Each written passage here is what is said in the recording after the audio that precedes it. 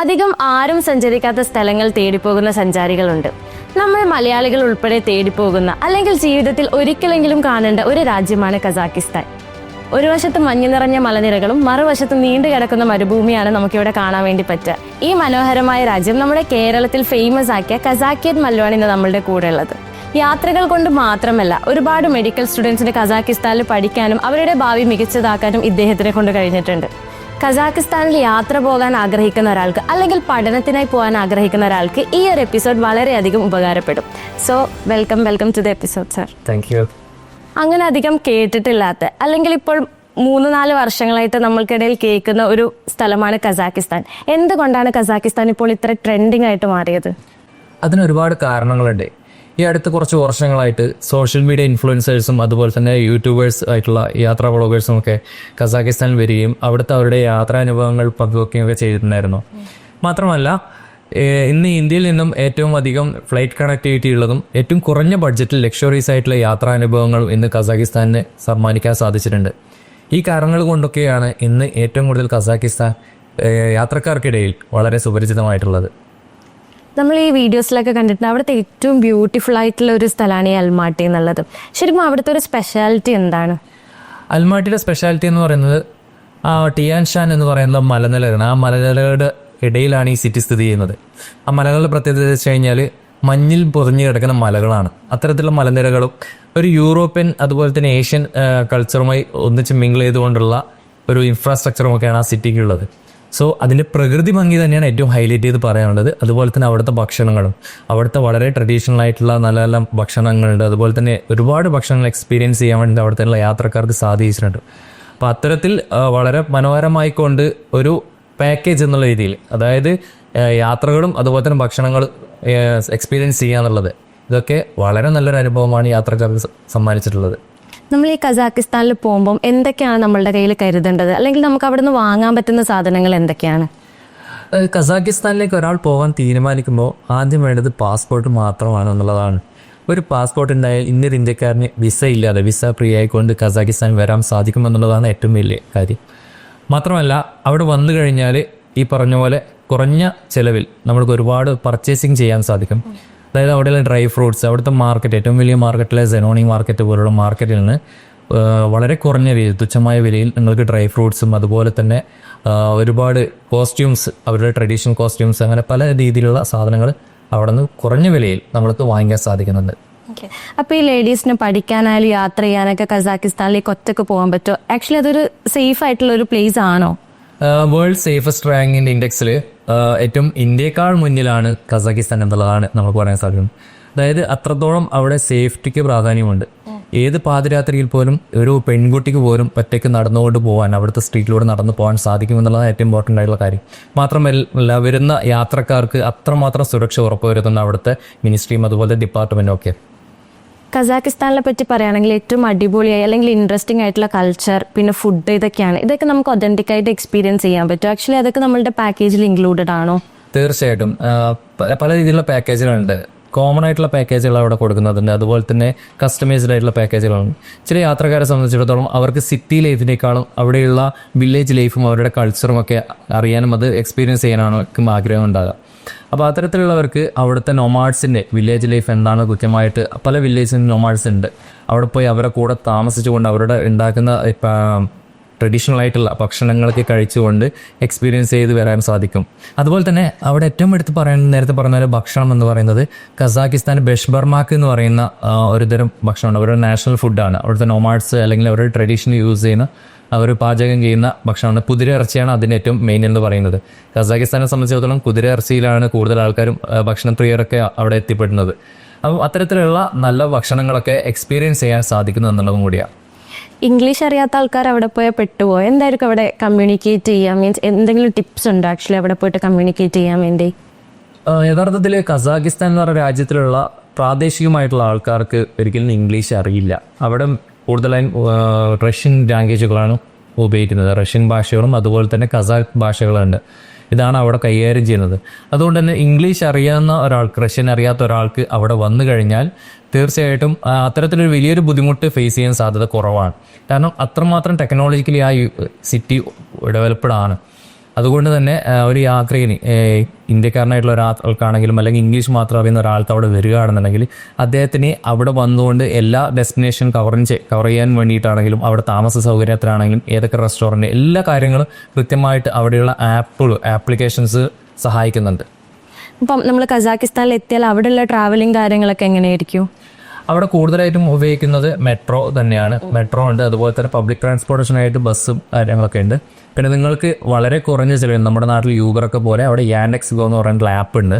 ആ ആപ്പ് വഴി നിങ്ങൾക്ക് ടാക്സി വളരെ കുറഞ്ഞ ചിലവിൽ തന്നെ നിങ്ങൾക്ക് യാത്ര ചെയ്യാൻ ഡെസ്റ്റിനേഷനിലേക്ക് എത്താനും തിരിച്ചു വരാനും ഒക്കെ ബുക്ക് ചെയ്യാൻ സാധിക്കും. അവിടെ എത്തി നമ്മൾ കറൻസി എക്സ്ചേഞ്ച് ചെയ്യുന്നതും കാര്യങ്ങളൊക്കെ വളരെ സിമ്പിളായിട്ടുള്ള കാര്യമാണ്. നമ്മൾ ഇവിടുന്ന് ഡോളറാണ് മെയിനായി കൊണ്ടുപോകേണ്ടത്. ഇന്ത്യൻ രൂപ അവിടെ എടുക്കില്ല. അപ്പോൾ സ്വാഭാവികമായിട്ടും ഡോളർ കൊണ്ടുപോകുന്ന ഒരു വ്യക്തിക്ക് അവിടെ എത്തിക്കഴിഞ്ഞാൽ എയർപോർട്ടിലാണെങ്കിലും അല്ലെങ്കിൽ സിറ്റിയുടെ പല ഭാഗങ്ങളിലായിട്ട് നമുക്ക് ഡോളർ മാറ്റി അവിടുത്തെ കറൻസി ആക്കാൻ വേണ്ടിയുള്ള സൗകര്യങ്ങൾ ഉണ്ടായിരിക്കുന്നത്. കസാക്കിസ്ഥാനിൽ എത്തിയിട്ട് നമുക്ക് നാട്ടിലേക്ക് കോണ്ടാക്ട് ചെയ്യണമെങ്കിൽ എങ്ങനെയായിരിക്കും ശീലമുണ്ടാവും? അവിടെ നെറ്റും കാര്യങ്ങളൊക്കെ അവൈലബിൾ ആയിരിക്കും? തീർച്ചയായിട്ടും അവിടെ നെറ്റ്വർക്ക് വളരെ സജീവമാണ്. അതുകൊണ്ട് തന്നെ അവിടെ എത്തിക്കഴിഞ്ഞാൽ അവിടുത്തെ കമ്പനികളുടെ സിമ്മുകൾ ഇപ്പോൾ ടെലി2 അതുപോലെ തന്നെ ബി-ലൈൻ പോലുള്ള സിമ്മുകൾ നമുക്ക് എടുക്കാൻ സാധിക്കും. വളരെ സിമ്പിൾ പ്രൊസീജിയർ മാത്രമേ അതിനുള്ളൂ. അത് എയർപോർട്ടിൽ നിന്ന് തന്നെ എടുക്കാനുള്ള അവസരങ്ങളുണ്ട്. ആ സാഹചര്യത്തിൽ അവിടുന്ന് എടുത്തുകൊണ്ട് അതിൻ്റെ താരിഫ് ഒരുപക്ഷെ നമ്മുടെ നാടുമായി കമ്പയർ ചെയ്യുമ്പോൾ താരതമ്യേന ഒരേ താരിഫ് തന്നെയാണ് വരുന്നത്. അത്തരത്തിൽ സിം അവിടെ നിന്ന് എടുത്തിട്ട് നാട്ടിലേക്ക് ബന്ധപ്പെടാനൊക്കെ സാധിക്കും. മാത്രമല്ല എയർപോർട്ടിൽ ഇറങ്ങിക്കഴിഞ്ഞ ഉടനെ തന്നെ എയർപോർട്ടിൽ ഫ്രീ വൈഫൈ അവൈലബിൾ ആണ്. അപ്പോൾ അത്തരത്തിൽ അവിടെ വന്നു കഴിഞ്ഞാൽ തീർച്ചയായിട്ടും നാട്ടിൽ ബന്ധപ്പെടുന്നതിനോ മറ്റൊരു അതിന് തടസ്സവുമില്ല. മാത്രമല്ല ഒരുപാട് മലയാളികളുള്ള ഒരു രാജ്യമാണ്, ഒരുപാട് മലയാളികൾ താമസിക്കുന്ന സിറ്റിയാണ് അൽമാട്ടി എന്ന് പറയുന്ന സിറ്റി. അപ്പോൾ അത്തരത്തിൽ മലയാളികളുടെ സപ്പോർട്ട് എപ്പോഴും ഉണ്ടാകും. ഓക്കെ. അപ്പം നിങ്ങൾ ഇത്ര ഒരുപാട് ആൾക്കാർ കസാക്കിസ്ഥാനിലേക്ക് പോയിട്ടുണ്ടല്ലോ, അപ്പം അവരുടെയൊക്കെ ഒരു experience this is worth it എന്ന് പറയുന്ന എന്തെങ്കിലും ഒരു മൊമെന്റ്സ് ഉണ്ടോ? തീർച്ചയായിട്ടും വന്നു പോയവർ നമ്മുടെ ഒരു ഫാമിലി എന്നുള്ള രീതിയിലായിട്ട് ഇപ്പം മാറിയിട്ടുണ്ട്. കാരണം നമ്മളറിയാലോ ഫാമിലി എന്ന് പറയുമ്പം ഇടയ്ക്കിടയ്ക്ക് അവർ വന്ന് സന്ദർശിച്ചു പോകുന്ന ആൾക്കാരായിരിക്കും. ആ തരത്തിൽ ഇന്ന് അൽമാട്ടിയിൽ വന്നിട്ടുള്ള കൂടുതൽ യാത്രികരും വീണ്ടും വീണ്ടും അൽമാട്ടിയിൽ വന്നു പോകുന്നതായിട്ടാണ് എൻ്റെ ഒരു അനുഭവത്തിൽ ഞാൻ മനസ്സിലാക്കിയിട്ടുള്ളത്. പിന്നെ ഇത് കസാക്കിസ്ഥാനിലേക്ക് പോകാൻ ആഗ്രഹിക്കുന്നവർക്കുള്ള ഒരു ക്വസ്റ്റ്യൻ, അതായത് അവരെവിടെ തുടങ്ങണം? എന്തായിരിക്കും അവർ കസാക്കിസ്ഥാനിലേക്ക് പോകുന്നുണ്ടെങ്കിൽ ആദ്യം എടുത്തു വെക്കേണ്ട ഒരു സ്റ്റെപ്പ് എന്ന് പറയുന്നത്? ആദ്യത്തെ സ്റ്റെപ്പ് എന്ന് വെച്ച് കഴിഞ്ഞാൽ കസാക്കിസ്ഥാനിലേക്ക് പോയി വരുന്ന ബഡ്ജറ്റ് അവരുടെ കയ്യിൽ ഒതുങ്ങുന്ന ബഡ്ജറ്റാണോ എന്നുള്ള ആദ്യം അവിടെയുള്ള ഏതെങ്കിലും യാത്രാ കമ്പനികളായിട്ട് ട്രാവൽ കമ്പനികളുമായിട്ട് ബന്ധപ്പെട്ട് കൃത്യമായിട്ട് ചോദിച്ച് മനസ്സിലാക്കുക എന്നുള്ളതാണ്. ഒറ്റയ്ക്ക് ഇതൊന്നും അറിയാത്തൊരു ട്രാവൽ കമ്പനിയുടെ സഹായമില്ലാതെ പോകുമ്പോൾ പോകാൻ ഒരു പക്ഷേ സാധിക്കും, പക്ഷെ നമ്മൾ കൂടുതൽ പ്രയാസം അനുഭവിക്കുന്ന അവസ്ഥയുണ്ടാവും. കാരണം അവിടെ എത്തിക്കഴിഞ്ഞാൽ നമ്മൾക്ക് അവിടെ നിന്നുള്ള ഈ പറഞ്ഞ പോലെ എന്തൊക്കെ ഉപയോഗിക്കണം, ഏതൊക്കെ ഡെസ്റ്റിനേഷനിലേക്ക് പോകണമെങ്കിൽ എവിടെ താമസിക്കണം, അത്തരത്തിലുള്ള കൃത്യമായൊരു പ്ലാനിങ് ഇല്ലാതെ പോയി കഴിഞ്ഞാൽ ഒരുപാട് നമ്മൾക്ക് സാമ്പത്തിക നഷ്ടം ഉണ്ടാകാൻ സാധ്യത കൂടുതലാണ്. സ്വാഭാവികമായിട്ടും അത്തരത്തിന് സാമ്പത്തിക നഷ്ടം ഇല്ലാതിരിക്കാൻ വേണ്ടിയിട്ടുള്ള ആദ്യത്തെ സ്റ്റെപ്പ് എന്നുള്ള രീതിയിൽ അവിടെയുള്ള ഏതെങ്കിലും ട്രാവൽ കമ്പനികളായിട്ട് ബന്ധപ്പെടുക. അതുപോലെ തന്നെ അവിടെയുള്ള എല്ലാ ഡെസ്റ്റിനേഷനുകളിൽ എങ്ങനെയാണ് പോകേണ്ടത്, അവിടുത്തെ നിയമങ്ങൾ എന്താണ്, ആ രാജ്യത്തിൻ്റെ നിയമങ്ങൾ എന്താണ്, അല്ലെങ്കിൽ അവിടുന്ന് എത്ര ദിവസം താമസിക്കണം, എങ്ങനെ താമസിക്കണം എന്നുള്ള കൃത്യമായിട്ടുള്ള കാര്യങ്ങൾ മനസ്സിലാക്കി വെക്കുന്നതാണ് ആദ്യത്തെ കാര്യമെന്നുള്ളത്. പിന്നെ കുറേ ആൾക്കാർക്ക് പുറത്ത് പോകണം എന്നുള്ള ആഗ്രഹങ്ങളൊക്കെ ഉണ്ടാവും, പക്ഷെ പേടി കാരണം അവർ ആ ഒരു ആഗ്രഹം അവരവിടെ നിർത്തിവെക്കാൻ ആക്ച്വലി അവർക്ക് കൊടുക്കാനുള്ള അഡ്വൈസ് എന്താണ്? ഒരിക്കലും നിങ്ങളുടെ ഭയം കൊണ്ട് നിങ്ങൾ എവിടെ പോകുന്നതാണെങ്കിലും ഏത് തീരുമാനങ്ങളും ഭയത്തിൻ്റെ അടിസ്ഥാനത്തിൽ നിങ്ങൾ എടുക്കാതിരിക്കുന്നത് എനിക്ക് പറയാനുള്ളത്. കാരണം നിങ്ങൾ എന്നാണ് ആ ഭയത്തിൽ നിന്ന് മോചനം, എന്നാൽ മാത്രമേ നിങ്ങൾക്ക് നല്ലൊരു ലൈഫ് എക്സ്പീരിയൻസ് ചെയ്യാൻ സാധിക്കുള്ളൂ.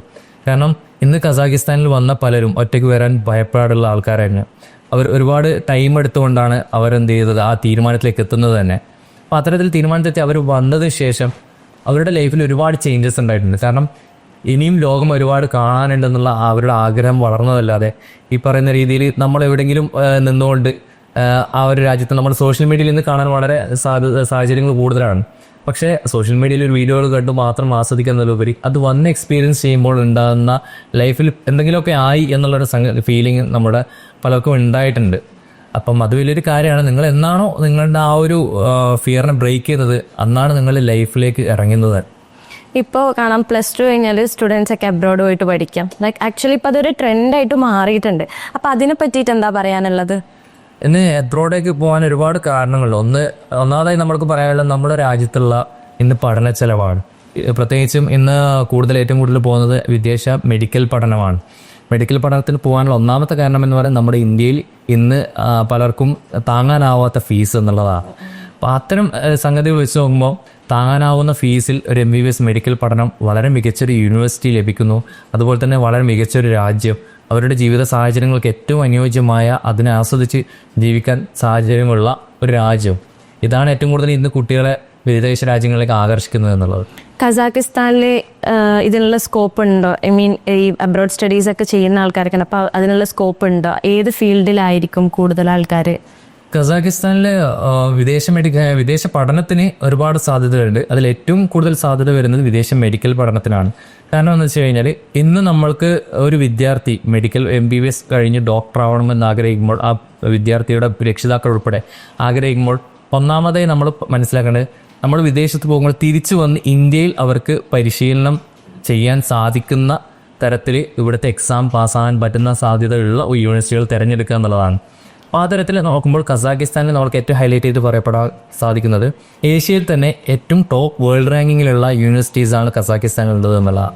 മറ്റ് വിദേശ രാജ്യങ്ങളെ അപേക്ഷിച്ച് നോക്കുമ്പോൾ ഇന്ന് ഏഷ്യയിലുള്ള മറ്റ് വിദേശ മെഡിക്കൽ പഠനത്തിനായി പോകുന്ന രാജ്യങ്ങളെ വെച്ച് താരതമ്യം ചെയ്യുമ്പോൾ കസാക്കിസ്ഥാനിലുള്ള അൽമാട്ടിയിൽ സ്ഥിതി ചെയ്യുന്ന മെഡിക്കൽ യൂണിവേഴ്സിറ്റി എന്ന് പറയുന്നത് വേൾഡ് ടോപ്പ് റാങ്കിങ്ങിലുള്ള അൽഫറാബി കസാഖ് നാഷണൽ യൂണിവേഴ്സിറ്റി എന്ന് പറയുന്ന യൂണിവേഴ്സിറ്റിയാണ്. അപ്പം അവിടെ പഠിച്ചു വരുന്ന ഒരു കുട്ടിയെ സംബന്ധിച്ചിടത്തോളം നമുക്ക് 100% ഗ്യാരണ്ടി ചെയ്യാൻ പറ്റും ആ കുട്ടി ഇന്ത്യയിൽ വന്നു കഴിഞ്ഞാൽ ഇന്ത്യയിൽ എക്സാം വളരെ നിസ്സാരമായി പാസ്സായി ഇവിടെ പരിശീലനം ചെയ്യാൻ സാധിക്കുമെന്നുള്ളത്. അപ്പോൾ അത്തരത്തിൽ നോക്കുമ്പോൾ വിദേശ രാജ്യങ്ങളിൽ പോകുന്ന വിദ്യാർത്ഥികൾക്ക് എന്തുകൊണ്ടും അവരുടെ ഈ സാഹചര്യങ്ങളൊക്കെ വെച്ച് നോക്കുമ്പോൾ വളരെ മികച്ചൊരു തീരുമാനമായിരിക്കും. ഒരു മെഡിക്കൽ സ്റ്റുഡൻറ്റിന് ചൂസ് ചെയ്യാൻ പറ്റുന്ന നല്ല യൂണിവേഴ്സിറ്റീസ് ഏതാ? ഇനിയിപ്പോൾ അത് വേറൊരു ഫീൽഡിലാണെങ്കിൽ തന്നെ ചൂസ് ചെയ്യാൻ പറ്റുന്ന യൂണിവേഴ്സിറ്റീസ് ഉണ്ടാവും. ഒരു മെഡിക്കൽ സ്റ്റുഡൻറ്റിനെ സംബന്ധിച്ചിടത്തോളം അവർ ചൂസ് ചെയ്യുന്ന യൂണിവേഴ്സിറ്റികൾക്ക് ഒരുപാട് ഘടകങ്ങളുണ്ട്. ഒന്നാമതായി നമ്മൾ കാണേണ്ടതെന്ന് വെച്ച് കഴിഞ്ഞാൽ അവരുടെ പഠനത്തെ ഏറ്റവും നല്ല ക്വാളിറ്റി കൊടുക്കാൻ പറ്റുന്ന യൂണിവേഴ്സിറ്റിയിൽ ചേരുക എന്നുള്ളതാണ്. അത്തരത്തിൽ യൂണിവേഴ്സിറ്റി ചൂസ് ചെയ്യുമ്പോഴുള്ള ഗുണം എന്ന് വെച്ച് കഴിഞ്ഞാൽ തിരികെ ഇന്ത്യയിൽ വന്നുകൊണ്ട് ആ വിദ്യാർത്ഥിക്ക് ഇന്ത്യയിലെ കോമ്പറ്റീഷൻ എക്സാം ഉണ്ട്, ഇവിടുത്തെ ലൈസൻസ് എക്സാം. ആ ലൈസൻസ് എക്സാം പാസ്സാണ്. അത് ഇപ്പോൾ FMG എന്നുള്ള എക്സാമാണ്, പിന്നീട് നെക്സ്റ്റ് എന്നുള്ള എക്സാമിലേക്ക് മാറും. അത്തരത്തിലുള്ള എക്സാമുകൾ പാസ്സാവാൻ സാധിക്കണമെങ്കിൽ അത്രയും നല്ല ക്വാളിറ്റി ഓഫ് എഡ്യൂക്കേഷൻ ലഭിക്കുന്ന യൂണിവേഴ്സിറ്റി ആയിരിക്കണം തിരഞ്ഞെടുക്കേണ്ടത്. അപ്പോൾ ആ തരത്തിൽ തിരഞ്ഞെടുക്കാൻ പറ്റുന്ന ഒരു യൂണിവേഴ്സിറ്റിയാണ് ഇന്ന് നമ്മൾ പറഞ്ഞിട്ടുള്ള കസാക്കിസ്ഥാനുള്ള അൽഫറാബി കസാഖ് നാഷണൽ യൂണിവേഴ്സിറ്റി എന്ന് പറയുന്നത്. അതായത് ലോകത്തിൽ തന്നെ ഏറ്റവും മികച്ച യൂണിവേഴ്സിറ്റിയുടെ ലിസ്റ്റിൽ പെട്ടുള്ള യൂണിവേഴ്സിറ്റിയാണ്. അതായത് ടോപ്പ് 500-നകത്ത് വരുന്ന ഒരു വലിയ വേൾഡ് റാങ്ക് യൂണിവേഴ്സിറ്റി എന്നുള്ളതാണ്. സോ ആയിട്ടും അത്തരത്തിലുള്ള യൂണിവേഴ്സിറ്റിയിൽ നമ്മൾ പഠിക്കുമ്പോൾ 100% ഗ്യാരണ്ടീഡാണ് തിരികെ ഇന്ത്യയിൽ വന്ന് പ്രാക്ടീസ് ചെയ്യാനുള്ള എക്സാം, ലൈസൻസ് എക്സാം പാസ്സാകുക എന്നുള്ളത്. ഈ യൂണിവേഴ്സിറ്റീസൊക്കെ തിരഞ്ഞെടുത്ത് കഴിഞ്ഞിട്ടുള്ള പ്രൊസീജിയറും കാര്യങ്ങളൊക്കെ എന്തായിരിക്കും വരുന്നുണ്ടാവാം? അതിന് ഈ മെഡ്കാസാക്ക് ആക്ച്വലി ഹെൽപ്പ് ചെയ്യുമോ? തീർച്ചയായിട്ടും. നിലവിൽ അവിടെ ഒരു യൂണിവേഴ്സിറ്റി തിരഞ്ഞെടുത്ത് കഴിഞ്ഞാൽ അതിൻ്റെ പ്രൊസീജിയറിന് വളരെ സിമ്പിളായിട്ടുള്ള പ്രൊസീജിയർ ആയിരിക്കും. ഒന്നുകിൽ ആ യൂണിവേഴ്സിറ്റിയുമായി ബന്ധപ്പെട്ടുള്ള ആദ്യത്തെ ക്രൈറ്റീരിയ എന്ന് പറയുന്നത് അവിടുത്തെ എലിജിബിലിറ്റി ക്രൈറ്റീരിയ ആയിട്ടുള്ളത് എൻട്രൻസ് എക്സാമോ അല്ലെങ്കിൽ ഓൺലൈൻ ഇൻ്റർവ്യൂ ഒക്കെ ആയിരിക്കും. ആ തരത്തിലുള്ള ഇൻ്റർവ്യൂ ആദ്യം തന്നെ എന്ത് ചെയ്യേണ്ടതുണ്ട്, കുട്ടികൾ പാസ്സാവേണ്ടതുണ്ട്. ആ എലിജിബിലിറ്റി ക്രൈറ്റീരിയ പാസ്സായതിനു ശേഷം പിന്നീട് വരുന്നത് ഇവരുടെ വിസ പ്രൊസീജിയറുമായി ബന്ധപ്പെട്ടുള്ള കാര്യങ്ങളാണ്. വിസ പ്രൊസീജിയർ വളരെ എളുപ്പത്തിൽ നടത്തുന്ന ഒരു രാജ്യം കൂടിയാണ് കസാക്കിസ്ഥാൻ എന്ന് പറയുന്നത്. അല്ലെങ്കിൽ ഒരു ദിവസം കൊണ്ടൊക്കെ വിസ അടിച്ച് കിട്ടാൻ സാധ്യതയുണ്ട് കസാക്കിസ്ഥാൻ. അത്തരത്തിൽ ഇപ്പോൾ ലഭിച്ചവരുമുണ്ട്. അപ്പോൾ അത്തരത്തിൽ വിസ ലഭിച്ചു കഴിഞ്ഞാൽ ഇത്രയും പെട്ടെന്ന് നമുക്ക് കസാക്കിസ്ഥാനിലെത്തി യൂണിവേഴ്സിറ്റിയിൽ ജോയിൻ ചെയ്യാവുന്നതാണ്. വളരെ ചുരുങ്ങിയ പ്രൊസീജിയേഴ്സ് മാത്രമേ ഉള്ളൂ. ജസ്റ്റ് നമ്മുടെ ഒറിജിനൽ ഡോക്യുമെന്റ്സ് അവിടെ സബ്മിറ്റ് ചെയ്യുന്നുള്ളത് മാത്രമാണ് ഇതിന് നമ്മൾക്ക് ആകെ ചെയ്യാനുള്ള ഒരു കാര്യമെന്ന് പറയുന്നത്. ഈ സാധാരണക്കാരായിട്ടുള്ള ആൾക്കാർക്ക് പുറത്തുപോയി പഠിക്കുക എന്നുള്ളത്, ഇപ്പോൾ UK, കാനഡ, ഇതൊന്നും ആക്ച്വലി അവർക്ക് ആ ചിലവ് അഫോർഡ് ചെയ്യാൻ പറ്റില്ല എന്നുള്ളതാണ്. അപ്പോൾ ഈ കസാക്കിസ്ഥാനിലാണെന്നുണ്ടെങ്കിൽ നമുക്ക് ഈ പഠന ചെലവ് അഫോർഡ് ചെയ്യാൻ പറ്റും ഒരു സാധാരണ ആയിട്ടുള്ള ഒരാൾക്കാർക്ക്? അതിലൊന്നാമതായി മനസ്സിലാക്കേണ്ടത് വെച്ച് കഴിഞ്ഞാൽ ഇന്ന് വിദേശ മെഡിക്കൽ പഠനത്തിന് എല്ലാവരും ശ്രദ്ധിക്കുന്നത് ഇവിടെ ചെലവ് കുറഞ്ഞ് പഠിക്കാമെന്നുള്ളതാണല്ലോ. അപ്പോൾ ആ തരത്തിൽ കസാക്കിസ്ഥാൻ വെച്ച് നോക്കുമ്പോൾ കസാക്കിസ്ഥാനിലുള്ള പഠന ചെലവിനേക്കാളും കുറഞ്ഞ പഠന ചെലവിലുള്ള രാജ്യങ്ങളും യൂണിവേഴ്സിറ്റികളും തൊട്ടടുത്ത് തന്നെയുണ്ട്. പക്ഷെ നമ്മളെപ്പോഴും വിദ്യാർത്ഥികളും രക്ഷിതാക്കളും പറയുന്നൊരു കാര്യം എന്ന് വെച്ച് കഴിഞ്ഞാൽ നിങ്ങൾ കുറഞ്ഞ ചെലവിൽ പഠിക്കുമ്പോൾ നിങ്ങൾ ഏറ്റവും ആദ്യം ശ്രദ്ധിക്കുന്നത് തിരികെ വന്ന് ഇന്ത്യയിൽ നിങ്ങൾക്ക് വർക്ക് ചെയ്യാൻ വേണ്ടിയിട്ടുള്ള ഇവിടുത്തെ ലൈസൻസ് എക്സാം ഏറ്റവും ഇമ്പോർട്ടൻ്റ് അതാണ്. അത് പാസ്സാവുന്ന സാഹചര്യത്തിലുള്ള യൂണിവേഴ്സിറ്റിയാണോ, അതിനുള്ള ക്വാളിറ്റി കൊടുക്കുന്ന യൂണിവേഴ്സിറ്റി ആണോ എന്നുള്ളതാണ്. അപ്പോൾ ആ തരത്തിൽ നോക്കുമ്പോൾ ചില യൂണിവേഴ്സിറ്റികൾ ആ രീതിയിൽ ക്വാളിറ്റി കൊടുക്കുന്ന യൂണിവേഴ്സിറ്റികൾ ചെറിയ പാക്കേജ് വ്യത്യാസങ്ങൾ ഉണ്ടാവാം. ഇപ്പോൾ നമ്മൾ പഠന ചെലവ് നോക്കുമ്പോൾ ചിലപ്പോൾ ഒന്നിനേക്കാളും കുറച്ച് നമുക്ക് എന്നാൽ പോലും അഫോർഡബിൾ ആയിട്ടുള്ളതാണെങ്കിൽ പോലും ചെറിയ വ്യത്യാസങ്ങൾ ഉണ്ടാവും. പക്ഷേ നിങ്ങൾ എപ്പോഴും ശ്രദ്ധിക്കുന്നത് വെച്ചാൽ നമ്മൾ ഏറ്റവും മിനിമം കുറഞ്ഞതുകൊണ്ട്, അതായത് വിദേശത്ത് പഠിക്കാൻ പറ്റുന്നതിൽ വിദേശത്ത് ഏറ്റവും കുറഞ്ഞത് നോക്കിയെടുക്കുമ്പോൾ അതിൻ്റെ ക്വാളിറ്റി നിങ്ങൾ കോംപ്രമൈസ് ചെയ്യേണ്ടി വരും. അപ്പോൾ ഒരു സാധാരണക്കാരനെ സംബന്ധിച്ചിടത്തോളം തീർച്ചയായിട്ടും കസാക്കിസ്ഥാനിലുള്ള യൂണിവേഴ്സിറ്റികൾ പഠിക്കാനുള്ള പാക്കേജുകളും കാര്യങ്ങളൊക്കെ അഫോർഡബിൾ ആണ്. ഓക്കെ, റെന്റ്, ലിവിങ് കോസ്റ്റ് ഇതൊക്കെയാണെങ്കിലോ? റെൻറ്റും ലിവിങ് കോസ്റ്റൊക്കെ പറയുകയാണെങ്കിൽ ഒരു ശരാശരി വിദ്യാർത്ഥിക്ക് ഇന്ന് ഹോസ്റ്റലാവട്ടെ അല്ലെങ്കിൽ അപ്പാർട്ട്മെൻറ്റുകൾ എടുക്കുന്നവരെ ആ തരത്തിൽ ജീവിക്കുമ്പോൾ അവരുടെ ഭക്ഷണവും കാര്യങ്ങളൊക്കെ വെച്ച് നോക്കുമ്പോൾ ഒരു വർഷം ഒരു 1 ലക്ഷം രൂപയുടെയും 2 ലക്ഷം രൂപയുടെ ഒക്കെ ഇടയിലാണ് അവരുടെ താമസ ചെലവ് ഭക്ഷണമൊക്കെ വരുന്നത്. അതിലുപരി അവിടെ ഈ പറഞ്ഞ രീതിയിൽ മെസ്സുകളുണ്ട്, മെസ്സ് അവൈലബിൾ ആണ്. കേരള മെസ്സ് അവൈലബിൾ ആണ്. കാരണം കേരളത്തിലുള്ള ഒട്ടുമിക്ക സാധനങ്ങളൊക്കെ അവിടെ വാങ്ങിക്കാൻ സാധിക്കുന്നുണ്ട്. അവിടെയുള്ള മാർക്കറ്റുകളിൽ കേരള മാർക്കറ്റ് ഉൾപ്പെടെ ഉണ്ട് എന്നുള്ളതാണ് രസകരമായ കാര്യം. അപ്പോൾ ആ തരത്തിൽ അവിടെ ആ രീതിയിൽ താമസിക്കുമ്പോൾ മെസ്സ് എടുക്കുന്ന കുട്ടികളാണെന്നുണ്ടെങ്കിൽ കേരള മെസ്സിന് 3 നേരം വീട്ടിലെ ഭക്ഷണം പോലെ ഹോംലി ഫുഡൊക്കെ ലഭിക്കുന്ന മെസ്സുകളും ഹോസ്റ്റലുകളും ഉണ്ട് മലയാളികൾ നടത്തുന്നത്. അത്തരം ഹോസ്റ്റലുകളാകുമ്പോൾ ഒരു 2 ലക്ഷം രൂപയൊക്കെ കൃത്യമായിട്ടും ഒരു വർഷം താമസത്തിനും ചെലവിനൊക്കെ ഭക്ഷണത്തിലൊക്കെ ആയിട്ട് വരും. കസാക്കിസ്ഥാനിൽ പഠിക്കാൻ പോകുന്ന ഒരു സ്റ്റുഡൻസിന് ഫിനാൻഷ്യൽ എയ്ഡ്, സ്കോളർഷിപ്പ് ഇതൊക്കെ അവൈലബിൾ ആയിരിക്കും? തീർച്ചയായിട്ടും. പക്ഷെ അത് കേരളത്തിലുള്ള നമ്മുടെ വിദ്യാർത്ഥികൾക്ക് ലഭിക്കുമോ എന്നുള്ളതാണ് ഒരു ആശങ്ക.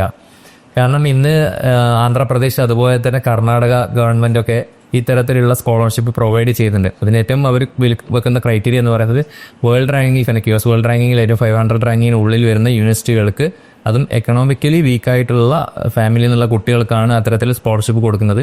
കംപ്ലീറ്റ് ട്യൂഷൻ ഫീസും അവരുടെ പഠന ചെലവും താമസം ഒക്കെ കൂടിയിട്ടാണ് ആ രീതിയിൽ സ്കോളർഷിപ്പ് കൊടുക്കുന്നുണ്ട്. അത് ആ 2 സംസ്ഥാനത്തുള്ള ഗവൺമെൻറ്റുകൾ കൊടുക്കുന്നുണ്ട്. ഭാവിയിൽ ഒരു പക്ഷേ കേരള ഗവൺമെൻറ്റും അത്തരത്തിൽ നല്ല തീരുമാനത്തിലേക്ക് എത്താം. അപ്പോൾ സ്കോളർഷിപ്പ് അവൈലബിൾ ആണ്. അതുപോലെ തന്നെ എഡ്യൂക്കേഷൻ ലോൺ, മറ്റൊരു ഘടകമാണ് എഡ്യൂക്കേഷൻ ലോൺ എന്നുള്ളത്. തീർച്ചയായിട്ടും നമ്മൾക്ക് എഡ്യൂക്കേഷൻ ലോൺ എടുക്കുന്ന സമയത്ത് ഇവിടുത്തെ ബാങ്കുകൾ നോക്കുന്നത് വെബോമെട്രിക്സ് പോലുള്ള റാങ്കിങ് എന്ന് നോക്കിയിട്ടാണ് യൂണിവേഴ്സിറ്റി ആ റാങ്കിങ്ങിൽ വരുന്നുണ്ടോ എന്ന് നോക്കാറുണ്ട്. ആ തരത്തിലും ഈ കസാക്കിസ്ഥാനിലുള്ള നമ്മുടെ യൂണിവേഴ്സിറ്റികളിലേക്ക് എഡ്യൂക്കേഷൻ ലോൺ വഴി ഒരുപാട് വിദ്യാർത്ഥികൾ വന്ന് പഠിക്കുന്നത്. ഓക്കെ, കസാക്കിസ്ഥാനിൽ പഠിക്കാൻ പോകുന്ന ഒരു സ്റ്റുഡൻറ്റിന് ഏറ്റവും ബേസിക് ആയിട്ട് ഫോളോ ചെയ്യേണ്ട ഒരു സ്റ്റെപ്പ് എന്തായിരിക്കും? ഏറ്റവും ബേസിക് ആയിട്ട് ഫോളോ ചെയ്യേണ്ട സ്റ്റെപ്പ് എന്ന് പറയുന്നത് അവരുടെ നീറ്റ് എലിജിബിൾ ആവുക എന്നുള്ളത് തന്നെയാണ്. നീറ്റ് എലിജിബിൾ ആവുക. മറ്റൊരു കാര്യം എന്ന് വെച്ച് കഴിഞ്ഞാൽ നമ്മുടെ നാട് പോലെയല്ല മറ്റൊരു രാജ്യമെന്ന് പറയുന്നത്. അപ്പോൾ അവിടെ പോയി കഴിഞ്ഞാൽ നമ്മൾക്ക് കുറച്ച് ബുദ്ധിമുട്ടുകൾ ഉണ്ടാവാം. കാരണം നമ്മുടെ നാട്ടിലെ ക്ലൈമറ്റ് അവിടെ അത് രീതിയിലല്ല, അതിന് കുറച്ച് ബുദ്ധിമുട്ടുകൾ ഉണ്ടാവാം. അതുപോലെ വീട്ടുകാരെ വിട്ടു നിൽക്കുമ്പോൾ നമ്മുടെ നാട്ടിൽ നിന്നുള്ള ഒരുപാട് നമ്മൾ ആഗ്രഹിക്കുന്ന പല പ്രോഗ്രാംസും പല കാര്യങ്ങളും വിട്ടു നിന്നിട്ടാണ് നമ്മൾ പഠിക്കാൻ പോകുന്നത്. അപ്പോൾ അത്തരത്തിലുള്ള മാനസികമായിട്ടുള്ളൊരു തയ്യാറെടുപ്പ് എടുക്കുക എന്നുള്ളതാണ് മറ്റൊരു വലിയ കാര്യം എന്ന് പറയുന്നത്. നിങ്ങൾ വഴി കസാക്കിസ്ഥാനിൽ പല യൂണിവേഴ്സിറ്റികളിൽ സ്റ്റുഡൻസ് പഠിക്കുന്നുണ്ട്, അല്ലെങ്കിൽ ഇപ്പോഴുള്ള സ്റ്റുഡൻസിന്റെ ആഗ്രഹം അവിടെ ഇവിടെയും പോയി പഠിക്കാം എന്നുള്ളത് തന്നെയാണ്. അപ്പോൾ നിങ്ങൾക്ക് പേഴ്സണലി പറയാനുള്ള ഒരു എക്സ്പീരിയൻസ് എന്താണ്? പേഴ്സണലി പറയാനുള്ള ഒരു എക്സ്പീരിയൻസ് എന്ന് വെച്ച് കഴിഞ്ഞാൽ നമുക്കറിയാം ഇപ്പം എല്ലാ കുട്ടികളുടെയും അല്ലെങ്കിൽ അവരുടെ രക്ഷിതാക്കളുടെ ആഗ്രഹമാണ് മക്കൾ ഡോക്ടറാകുക എന്നുള്ളത്. സ്വയമായിട്ടും ആ ഒരു തീരുമാനം എടുത്തത് മുതൽ അവർ ഒരുപാട് രാജ്യങ്ങൾ ഒരുപാട് യൂണിവേഴ്സിറ്റികളൊക്കെ തിരയുന്നുണ്ടാവും. അതിനിടയിലായിരിക്കും നമ്മളെപ്പോലുള്ള ആൾക്കാരിലേക്ക് അവരെത്തുന്നത് തന്നെ. അപ്പോൾ ആ രീതിയിൽ എത്തിയിട്ട് അവിടെ പഠിക്കാൻ വന്നു. അതിലെൻ്റെ ബന്ധത്തിൽപ്പെട്ട എൻ്റെ കുടുംബത്തിൽപ്പെട്ട കുട്ടികളടക്കമുണ്ട്. നമ്മളൊന്നാമതായി നമ്മുടെ കുടുംബത്തിൽപ്പെട്ട കുട്ടികൾക്ക് എങ്ങനെയാണോ നമ്മൾ കണ്ടെത്തി കൊടുക്കുന്ന ഒരു യൂണിവേഴ്സിറ്റി, അത്തരത്തിൽ യൂണിവേഴ്സിറ്റികൾ നമ്മൾ മറ്റുള്ളവർക്കും സജസ്റ്റ് ചെയ്യുള്ളൂ. അപ്പോൾ അങ്ങനെ വന്നപ്പോൾ ഒരു സാഹചര്യത്തിൽ വളരെ പാവപ്പെട്ട ഒരു ഫാമിലിയുടെ ഒരു കുട്ടിയുടെ വീട്ടിലൊരിക്കലും ഞാൻ പോകേണ്ടത്, അവിടെ പഠിക്കുന്ന ഒരു കുട്ടിയുടെ. അപ്പം അന്ന് പോയ സമയത്ത് ആ കുട്ടിയുടെ രക്ഷിതാക്കൾ എന്നോട് സംസാരിക്കുമ്പോൾ അവർ വളരെ മനസ്സ് അറിഞ്ഞുകൊണ്ട് എനിക്ക് വേണ്ടി പ്രാർത്ഥിക്കുന്ന രീതിയിലാണ് എന്നോട് സംസാരിച്ചത്. കാരണം അവരുടെ മകൾ ഇന്ന് പഠിക്കുന്ന യൂണിവേഴ്സിറ്റിയെക്കുറിച്ച് അവർ പിന്നീട് കേൾക്കുമ്പോഴും അതിനെക്കുറിച്ച് അറിയുമ്പോഴും മകളെക്കുറിച്ച് മറ്റുള്ളവർ അവരുടെ അറിവിനെക്കുറിച്ച് പറയുമ്പോഴൊക്കെ വളരെ സന്തോഷം തോന്നി. ആ സന്തോഷത്തിന് കാരണം ഞാനും കൂടിയാണെന്നുള്ള രീതിയിൽ അവർ പ്രാർത്ഥനയോടെ കൂടി എന്നോട് സംസാരിക്കുന്ന ആ ഒരു അനുഭവം അത് വളരെ നല്ലൊരു എക്സ്പീരിയൻസ് ആയിരുന്നു. സ്റ്റുഡൻസിന് പുറത്ത് പഠിക്കാൻ വിടുക എന്നുള്ളത് അവരുടെ പാരൻസിന് ഭയങ്കര പേടിയുള്ള ഒരു കാര്യമാണ്. കാരണം നമുക്കിപ്പോൾ സോഷ്യൽ മീഡിയയിൽ തന്നെ ഒരുപാട് ഇഷ്യൂസ് നമുക്ക് കേൾക്കാൻ പറ്റുന്നുണ്ട്. അപ്പോൾ കസാക്കിസ്ഥാൻ്റെ കേസിൽ നമ്മൾ നോക്കുമ്പോൾ ഇതുപോലെയുള്ള ഇഷ്യൂസ് അവിടെ ഉണ്ടോ? ആക്ച്വലി അത് സേഫ് ആണോ? അല്ലെങ്കിൽ പാരൻസിന് നമുക്ക് എന്ത് അഡ്വൈസാണ് കൊടുക്കാനുള്ളത്? പൊതുവെ രക്ഷിതാക്കൾ എന്നെ വിളിക്കുമ്പോൾ ഞാൻ 3 കാര്യങ്ങൾ പ്രധാനമായിട്ട് പറയാറുണ്ട്.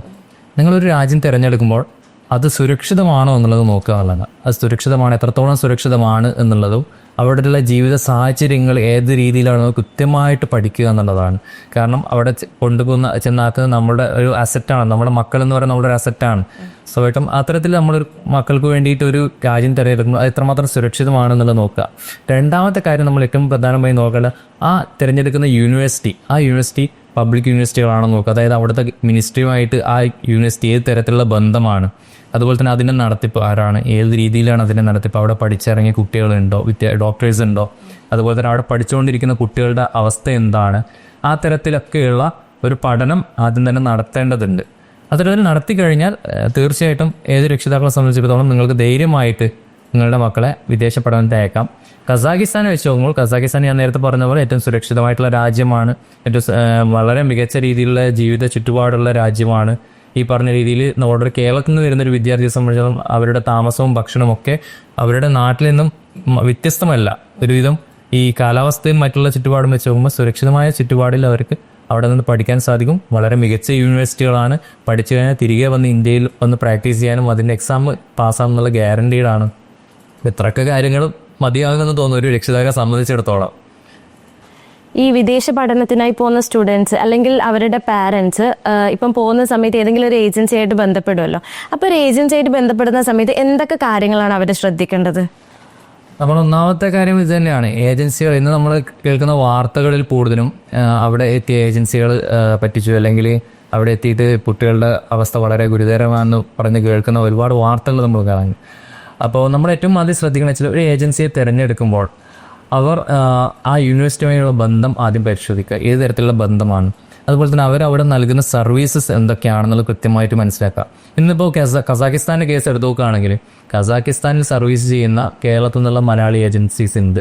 അതിലുപരി പല മലയാളി ഏജൻസികളും കസാഖിസ്ഥാനിലേക്ക് ചെയ്യുന്നത് അഡ്മിഷൻ യൂണിവേഴ്സിറ്റിയെ ബന്ധപ്പെട്ട് ചെയ്യുന്നത് നോർത്ത് ഇന്ത്യൻസ് വഴിയുള്ള ഹിന്ദിക്കാരായിട്ടുള്ള നോർത്ത് ഇന്ത്യൻസ് വഴി സബ്ബായിട്ട് ചെയ്യുന്നവരുമുണ്ട്. അപ്പോൾ അത്തരത്തിൽ നോർത്ത് ഇന്ത്യൻസ് വഴി ചെയ്യുന്ന മലയാളി ഏജൻസീസിനെ കൃത്യമായിട്ട് നിങ്ങളും ശ്രദ്ധിക്കുക.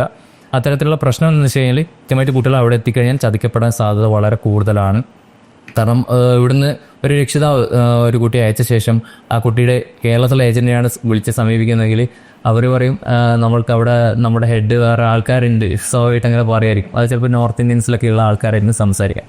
തീർച്ചയായിട്ടും അവരൊരിക്കലും സ്റ്റുഡൻറ്റ് ഫ്രണ്ട്ലി അല്ല. നോർത്ത് ഇന്ത്യൻസ് വഴി പോകുക എന്ന് പറയുന്നത് സ്റ്റുഡൻറ്റ് ഫ്രണ്ട്ലി അല്ല. അതുപോലെ തന്നെ രക്ഷിതാക്കളുമായിട്ട് ആരുമായിട്ടും അതിൽ കൃത്യമായിട്ടുള്ള റെസ്പോൺസ് ഉണ്ടാകില്ല. അത് റെസ്പോൺസിബിലിറ്റി ഏറ്റെടുക്കുകയും ചെയ്യുന്നില്ല. അപ്പോൾ കൃത്യമായിട്ട് നിങ്ങളുടെ ഒരു യൂണിവേഴ്സിറ്റി തിരഞ്ഞെടുത്ത് അവിടത്തേക്ക് പോകുമ്പോൾ ആ ഏജൻറ്റ് യൂണിവേഴ്സിറ്റിയുമായി ഡയറക്റ്റ്ലി ബന്ധമുള്ള മലയാളി ഏജൻസീസ് ആണോ നോക്കുക. അവരവിടെ പ്രൊവൈഡ് ചെയ്യുന്ന സർവീസസ് എന്തൊക്കെയാണെന്ന് കൃത്യമായിട്ട് പരിശോധിച്ച ശേഷം മാത്രമേ ഇത്തരത്തിലുള്ള തിരഞ്ഞെടുപ്പുകൾ നടത്താൻ പാടുള്ളൂ. ആപ്പിൾ മരങ്ങളുടെ സ്ഥലമാണ് അൽമാട്ടി എന്ന് കേട്ടിട്ടുണ്ട്. പിന്നെ ഈ മൗണ്ടെയ്ൻസിൻ്റെ ഇടയിലുള്ള കോൾസായിലേക്കൊക്കെ ശരിക്കും ഇവിടെയൊക്കെ പോകാൻ ഒരു ഐഡിയൽ ടൈം ഉണ്ടോ? കസാഖിസ്ഥാനെ സംബന്ധിച്ചിടത്തോളം 4 സീസണാണുള്ളത്. 4 കാലാവസ്ഥയും 4 സീസണും, അതായത് സമ്മർ ഉണ്ട്, വിൻ്റർ ഉണ്ട്, അതുപോലെ തന്നെ സ്പ്രിങ്, ഓട്ടം. ഈ 4 സീസണുകളിൽ ഏറ്റവും കൂടുതൽ യാത്രക്കാർ വരുന്നതും ഇവിടെ തന്നെയാണ്. അൽമാട്ടി എന്ന് പറയുന്നത്. അൽമാട്ടി എന്ന് പറയുന്നത് അൽമ എന്ന് പറയുന്നതിന് അർത്ഥം ആപ്പിൾ എന്നാണ്. അപ്പം ആപ്പിളുകളുടെ നാട് എന്നുള്ളതാണ് അൽമാട്ടി കൊണ്ട് ഉദ്ദേശിക്കുന്നത്. അപ്പോൾ ഈ പറയുന്ന 4 സീസണുകളും 4 ഭംഗികളാണ്. കാരണം ഒരു വിൻ്റർ ടൈമിൽ വരുന്ന ഒരാളെ സംബന്ധിച്ചിടത്തോളം സ്വാഭാവികമായിട്ടും നമ്മൾ കേരളത്തിൽ നിന്നുള്ള ഏറ്റവും കൂടുതൽ യാത്രികർ വരുന്നത്, ടൂറിസ്റ്റുകൾ വരുന്ന ടൈം എന്ന് പറയുന്നത് ഈ വിൻ്റർ ടൈമിനാണ്. കാരണം അവർക്ക് മഞ്ഞ്, സ്നോഫോളുകൾ, അതുപോലെ തന്നെ മഞ്ഞിൽ പൊതിഞ്ഞെടുക്കുന്ന ഈ പറയുന്ന മൗണ്ടെയ്ൻസ്, അതിൽ കളിക്കുക, അതിൽ എൻജോയ് ചെയ്യുക എന്നുള്ളതും, അത്തരത്തിലുള്ള മൗണ്ടെയ്ൻസിലുള്ള റിസോർട്ടുകളുണ്ട്. ഈ പറഞ്ഞ സ്നോയിൽ ചുറ്റിക്കിടക്കുന്ന റിസോർട്ടുകൾ, അവിടെ താമസിക്കുക, അത്തരത്തിലുള്ള കാര്യങ്ങൾ എക്സ്പീരിയൻസ് ചെയ്യുക എന്നുള്ളത്. രണ്ടാമത്തെ സീസൺ എന്ന് പറയുന്നത് ഓട്ടം സീസണാണ്. വളരെ സ്പീറ്റ് ഉൾപ്പെടെ കസാഖിസ്ഥാൻ വളരെ ഒരു മഞ്ഞ അല്ലെങ്കിൽ ഒരു ചുവന്ന കളറിലേക്ക് അവിടുത്തെ മരങ്ങളൊക്കെ മാറി, മരങ്ങളുടെ ഇലകളൊക്കെ മാറിയുള്ള ആ ഒരു സമയത്ത് വളരെ, എനിക്ക് തോന്നുന്നു ഒരുപക്ഷെ വളരെ ഷൂട്ടിങ്ങിനും മറ്റുള്ള വീഡിയോ ചിത്രങ്ങൾ പകർത്തുന്നതിനൊക്കെ ഏറ്റവും അനുയോജ്യമായ വളരെ ഭംഗിയായിട്ടുള്ള ഒരു സമയമാണ് ഈ ഓട്ടം എന്ന് പറയുന്നത്. സ്പ്രിംഗ് സീസണിൽ വരികയാണെങ്കിൽ ഈ പറഞ്ഞ പോലെ വളരെ ഗ്രീനറിയുള്ള അവിടുത്തെ ഗാർഡനും ഒക്കെ വളരെ ഫ്ലവേഴ്സൊക്കെ നല്ല രീതിയിൽ പൂത്തു നിറഞ്ഞിരിക്കുന്ന ഒരു സമയമാണ്. അപ്പം മറ്റു വിദേശികളായിട്ടുള്ള ഒരുപാട് യാത്രികർ വരുന്ന സമയമാണ് ഈ സ്പ്രിങ്ങും അതുപോലെ ഓട്ടം സീസണൊക്കെ. പക്ഷേ നമ്മുടെ മലയാളികളെ സംബന്ധിച്ചിടത്തോളം കൂടുതൽ ആൾക്കാർ വരുന്നത് വിൻ്റർ ടൈമിനാണ്. പക്ഷേ ഏറ്റവും കൂടുതൽ എന്നെ സംബന്ധിച്ചാൽ എൻ്റെ ഒരു സജഷൻ പറയുകയാണെങ്കിൽ ഓട്ടം സമയങ്ങളിലും അതുപോലെ സ്പ്രിംഗ് സമയങ്ങളിലൊക്കെ വരുന്നത് വളരെ മനോഹരമായിരിക്കും. കാരണം അത് വേറെ തന്നെ ഒരു എക്സ്പീരിയൻസ് ആണ്. അത് കാഴ്ചകൾ നമ്മൾ വിൻ്റർ നമ്മൾ അനുഭവിക്കുന്നതാണെങ്കിൽ ഇത് കണ്ടനുഭവിക്കാൻ ഒരുപാട്, നമ്മൾക്ക് ആസ്വദിക്കാനും അതൊക്കെ ആയിട്ട് ഒരുപാട് കാഴ്ചകളുള്ള സമയം കൂടിയാണ്. ഒരു ഫാമിലി കസാഖിസ്ഥാനിലേക്ക് പോവുകയാണെങ്കിൽ, ഒരു 4 മെമ്പേഴ്സ് അടങ്ങിയിട്ടുള്ള ഒരു ഫാമിലി കസാഖിസ്ഥാനിലേക്ക് പോവുകയാണെങ്കിൽ അവരുടെ എക്സ്പെൻസും കാര്യങ്ങളൊക്കെ എങ്ങനെയായിരിക്കും വരുന്നുണ്ടാവുക? കസാഖിസ്ഥാനിൽ ഒരു 4 അംഗ കുടുംബം അല്ലെങ്കിൽ കൂട്ടുകാർ, 4 അംഗ കൂട്ടുകാർ ആയിട്ടുള്ള ആൾക്കാർ വരികയാണെങ്കിൽ അവിടെ മെയിനായിട്ട് വരുന്ന എക്സ്പെൻസ് എന്ന് പറയുന്നത് അവരുടെ റൂമിനുള്ള എക്സ്പെൻസാണ്. കാരണം ഒരു അപ്പാർട്ട്മെൻറ്റ് പോലുള്ള കാര്യങ്ങൾ എടുക്കുകയാണെങ്കിൽ വളരെ ബഡ്ജറ്റ് കുറഞ്ഞ് അവിടെ താമസിക്കാൻ സാധിക്കും. പിന്നീട് അവിടെയുള്ള ട്രാൻസ്പോർട്ടേഷൻ, അത് നിങ്ങൾ ഈ പറയുന്ന പോലെ ഏതെങ്കിലും ട്രാവൽ കമ്പനികളെ ബന്ധപ്പെടുകയാണെങ്കിൽ വളരെ കുറഞ്ഞ പാക്കേജിൽ, എനിക്കൊന്ന് ഒരു പക്ഷേ ഒരു 50,000-60,000 രൂപയ്ക്ക് ഒരു ആഴ്ചത്തേക്ക് അവിടത്തേക്ക് പാക്കേജിൽ കറങ്ങാനും കറങ്ങിയിട്ട് തിരിച്ച് നാട്ടിലേക്ക് വരാനും ഒരുപക്ഷെ സാധിക്കും. നിങ്ങളിപ്പോൾ കസാക്കിസ്ഥാനിൽ ഒരുപാട് വർഷമായല്ലോ, അപ്പം ഈ നാട്ടിൽ നിന്ന് വരുന്ന സ്റ്റുഡൻസിന് നിങ്ങൾ ഒരുപാട് സർവീസസ് ചെയ്ത് കൊടുക്കുന്നുണ്ട് പറഞ്ഞല്ലോ, എന്തൊക്കെയായിരിക്കും സർവീസസ് ചെയ്യുന്നുണ്ടാവുക? കസാഖിസ്ഥാനിൽ പഠിക്കാൻ വരുന്ന നമ്മുടെ നാട്ടിലെ മലയാളികളായിട്ടുള്ള വിദ്യാർത്ഥികൾക്ക് ഏറ്റവും നമ്മൾ മുന്നിൽ കൊടുക്കുന്ന ഒരുപാട് സർവീസസ് ഉണ്ട്. അതിലേറ്റവും പ്രാധാന്യത്തോടു കൂടി നമുക്ക് പറയാൻ സാധിക്കുന്ന വെച്ചാൽ അവരുടെ താമസ സൗകര്യങ്ങൾ തന്നെയാണ്. നമ്മൾക്ക് അവിടെയുള്ള ഹോസ്റ്റലുകൾ എന്ന് പറയുന്നത്, നമ്മളുടെ അണ്ടറിലുള്ള ഹോസ്റ്റൽ എന്ന് പറയുന്നത് കേരള ഹോസ്റ്റലാണ്. കേരള ഹോസ്റ്റൽ എന്ന് പറയുമ്പോൾ വെറും ഒരു കേരള ഹോസ്റ്റലല്ല, അതായത് ഒരു മലയാളി ഫാമിലിയെ നമ്മളവിടെ സ്റ്റാഫായി നിർത്തിക്കൊണ്ട്, നമ്മുടെ മലപ്പുറത്തുള്ള ഒരു മലയാളി ഫാമിലിനെ സ്റ്റാഫായി നിർത്തിക്കൊണ്ടാണ് അവിടെ കുട്ടികൾക്ക് വേണ്ടിയിട്ടുള്ള എല്ലാ മേൽനോട്ടവും കാര്യങ്ങളും നമ്മൾ കൊടുക്കുന്നത്. മാത്രമല്ല അവർ കൃത്യമായിട്ട് ഒരു ഹോംലി ഫുഡ് എന്നുള്ള രീതിയിൽ, വീട്ടുഭക്ഷണം എന്നുള്ള രീതിയിൽ അവിടെ നിന്ന് നമുക്ക് ലഭിക്കാവുന്ന സാധനങ്ങൾ വെച്ച് നമ്മൾ കൃത്യമായിട്ട് മെസ്സും കാര്യങ്ങളൊക്കെ ഭക്ഷണങ്ങളൊക്കെ കൊടുക്കുന്നുണ്ട്. അപ്പോൾ ആ തരത്തിൽ ഹോസ്റ്റൽ സൗകര്യങ്ങൾ നമ്മൾ പ്രത്യേകം സജ്ജീകരിച്ച് കൊടുത്തിട്ടുണ്ട്. മറ്റൊരു കാര്യം എന്ന് വെച്ച് കഴിഞ്ഞാൽ കുട്ടികൾക്ക് യൂണിവേഴ്സിറ്റിയുമായി ബന്ധപ്പെട്ട് എന്ത് കാര്യങ്ങൾ സംസാരിക്കാനും അത് ഇടപെടാനും വേണ്ടിയിട്ട് ഉള്ളൊരു മലയാളി മെൻറ്ററുടെ സാന്നിധ്യം എന്നുള്ളതാണ്. ആ തരത്തിൽ സ്റ്റാഫിനെ തന്നെ, മലയാളിയായിട്ടുള്ളൊരു സ്റ്റാഫിനെ നമ്മൾ അതിന് വേണ്ടിയിട്ട് നിയോഗിച്ചിട്ടുണ്ട്. അതുകൊണ്ട് തന്നെ 24/7 എന്നുള്ള രീതിയിൽ ഏതൊരു വിദ്യാർത്ഥിക്ക് എനി ടൈം എന്ത് ആവശ്യത്തിനും, യൂണിവേഴ്സിറ്റി ബന്ധപ്പെട്ടുള്ള എന്ത് ആവശ്യത്തിനും അവിടെ കോർഡിനേറ്റർ എന്നുള്ള രീതിയിൽ ഒരു മലയാളി വ്യക്തി ഉണ്ടായിരിക്കുന്നതായിരിക്കും. മറ്റൊന്ന്, ഈ പറയുന്ന രീതിയിൽ കുട്ടികൾക്ക് ഏത് സമയത്ത് പേരൻസിന് വരികയാണെങ്കിൽ, രക്ഷിതാക്കൾക്ക് വരികയാണ്, അല്ലെങ്കിൽ കുട്ടികൾക്ക് നാട്ടിലേക്ക് പോകാൻ അവരുടെ വിസ സൗകര്യങ്ങൾ, അവരുടെ ഡോക്യുമെൻറ്റേഷനുമായി ബന്ധപ്പെട്ടുള്ള കാര്യങ്ങൾ, അത്തരത്തിൽ അല്ലെങ്കിൽ ഫീസുമായി ബന്ധപ്പെട്ടുള്ള കാര്യങ്ങളോ ഒക്കെ നിയന്ത്രിക്കാനും അതിനുവേണ്ടി ഇടപെടാനും അതിനെ സഹായിക്കാനും വേണ്ടിയിട്ട് അവിടെ നമ്മൾ ഈ പറയുന്ന പോലെയുള്ള സ്റ്റാഫുകൾ മുഴുവനും മലയാളികൾ എന്നുള്ളതാണ്. സ്വാഭാവികമായിട്ടും ഒരു മലയാളി രക്ഷിതാക്കളെ സംബന്ധിച്ചിടത്തോളം, ഒരു മലയാളി വിദ്യാർത്ഥിയെ സംബന്ധിച്ചിടത്തോളം അവർക്ക് യൂണിവേഴ്സിറ്റി ബന്ധപ്പെട്ട് എന്തെങ്കിലും വിഷയങ്ങൾ ഉണ്ടാകണമെങ്കിൽ, അവിടുത്തെ എന്തെങ്കിലും വിഷയങ്ങൾ ഉണ്ടാകണമെങ്കിൽ ഒരു ഹിന്ദിക്കാരനെ വിളിച്ച് സംസാരിക്കേണ്ട അവസ്ഥയില്ല. ഒരു മലയാളിയെ തന്നെയാണ് ബന്ധപ്പെടാൻ സാധിക്കുന്നു എന്നുള്ളതാണ് ഏറ്റവും ഹൈലൈറ്റ് ആയിട്ട് നമ്മൾ കൊടുക്കുന്ന സർവീസസ്. കസാക്കിസ്ഥാനിലേക്ക് യാത്ര പോകുന്ന ഒരാൾക്ക് അല്ലെങ്കിൽ അവിടെ പഠിക്കാൻ പോകുന്ന ഒരാൾക്ക് നിങ്ങളുടെ ഇൻഫോർമേഷൻസും ഈ പറഞ്ഞ എക്സ്പീരിയൻസൊക്കെ വളരെയധികം ഹെൽപ്പ് ചെയ്യുമായിരിക്കും. Anyway thank you so much.